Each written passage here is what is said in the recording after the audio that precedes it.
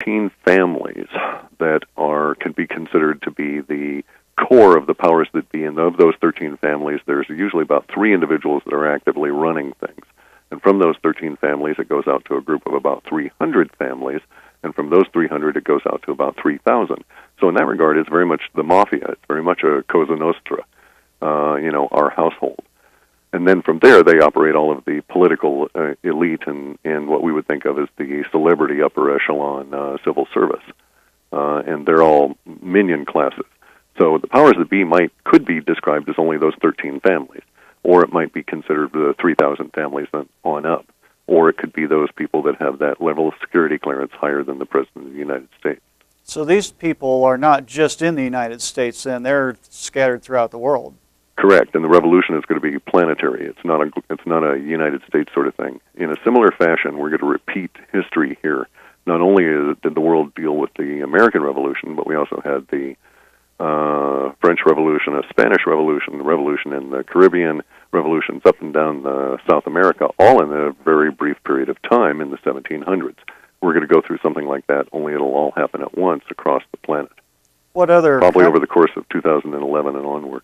What other countries would you expect that type of activity to be the most intense in? I mean, China, for example, is a pretty well-controlled society. No, China, in fact, is going to suffer greatly because they're going to be in a very terrible situation economically as the dollar dies. They have indeed dumped a lot of their dollar assets, but they're going to find themselves in a very interesting situation where they're going to have to turn their entire economy towards local or internal consumption just to keep their people employed. They've got a creeping unemployment problem that is going to threaten their political stability. Russia, on the other hand, seems fairly stable. Brazil seems fairly stable. Some of the South American countries are going to be fairly stable through this process. New Zealand will do okay. Australia will do okay from a different viewpoint entirely. The rest of the Anglosphere, though, is at most at risk. So that would be United States, Canada, to a lesser extent Canada, but then certainly Britain, and then over into Europe.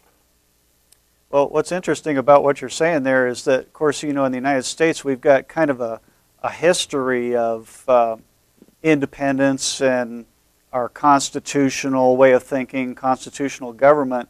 It's not quite that way in Europe, and of course, we're armed in this country, whereas it's not that way in Europe because the laws have been passed to take away a lot of the guns. What form would a revolution take in Europe, seeing as how their background and their situation is different from ours?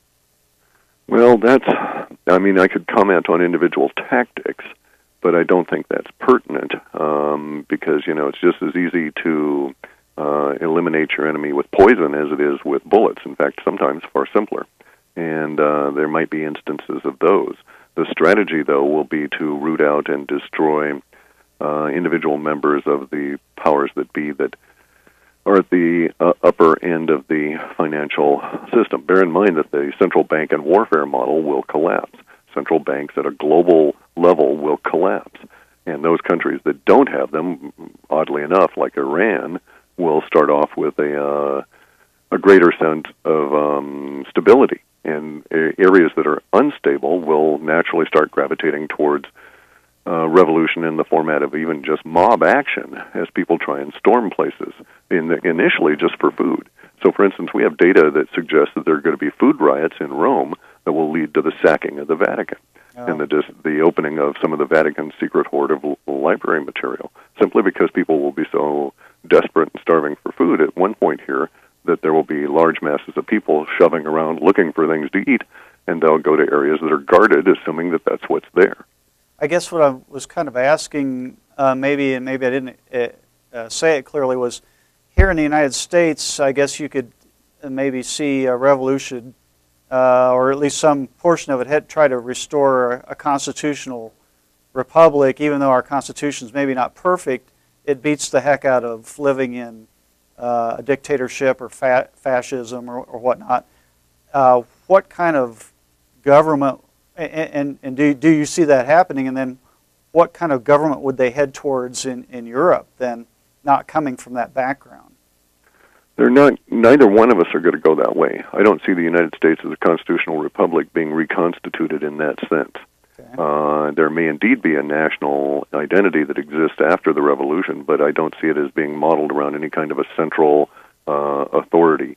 The data seems to suggest that we're going to make both a quantitative and a qualitative leap as a species and go into something that could best be described as a fractal or asymmetric governmental organization.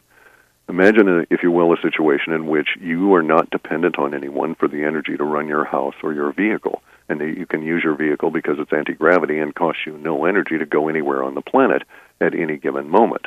There's your reliance upon and need for government intervention at all levels falls by the wayside. And it's at that level that we will come out of all of this because of what's going to occur over these next few years. Also, take as substantiated or at least evidentially provided for postulate that such energies and such technology exists, and our government's been perfecting it since about 1956. And so when the barriers to that information and technology fall away, there is going to be a level of renaissance on this planet that's quite staggering. And it won't require a central government, nor will it require necessarily a country called the United States. It sounds like under that situation, it wouldn't almost require a centralized anything. That's pretty much the case. And that's why we've been for years discussing what we've been calling SOCs, SOCs, or self-organizing collectives. These self-organizing collectives come together as is needed to get something done at a community level and then disband when not needed. Unlike our current government, which comes together when they think, or when they can make us think that we need them, and then they never disband in spite of the fact that we don't need them anymore. Right. You know, we're carrying laws on the books that were written in the 1800s dealing with specific financial conditions that no longer exist. That kind of thing. Sure. So the new paradigm, if you will, that we create as we come out of this transformation is up to all of us to put together because we haven't invented it yet, and no one's going to hand it to us. But there will be something that you can be quite sure of, that the idea of centralization, as in a large, quasi, mostly benevolent, patriarchally based political elite has seen its last days, or is in the process of its last days, and when we come out the other side, we won't need them anymore. And so I doubt we'll recreate them.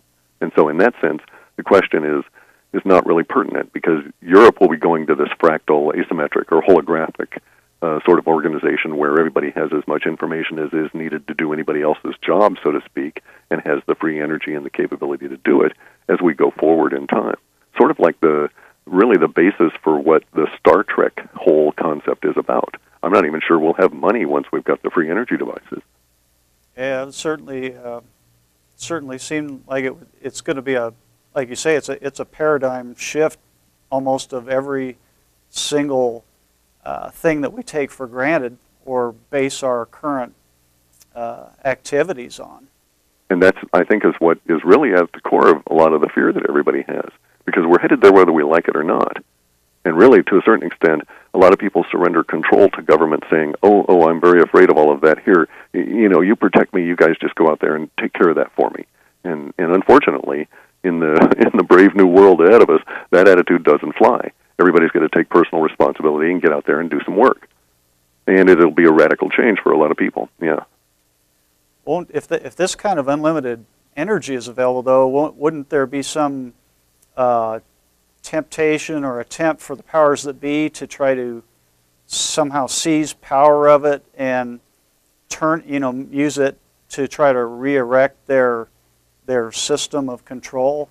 They've been using it since the 50s to maintain their system of control, and they're losing it as we speak. They may indeed attempt to resurrect it, but once that knowledge is out, it's out, and you can't put it back. So their control fades from that point onward, because if I've got unlimited energy and so on, they have no threat they can maneuver over me to make me their slave again, right? Sure. It's kind of like, at that point, it's the great equalizer, the ultimate leveler. If I have unlimited energy, as a corollary to that, I have the ability to what's known as tweak the template. If you go and read Tom Bearden's site on free energy, you get the real nuances of that term. But it means being able to tweak reality as it's being created. And so you could take a handful of leaves from your garden and make them into a turkey dinner if you wanted. If you could tweak the template correctly, you just tell it how to rearrange itself. If you have the unlimited energy, you can go ahead and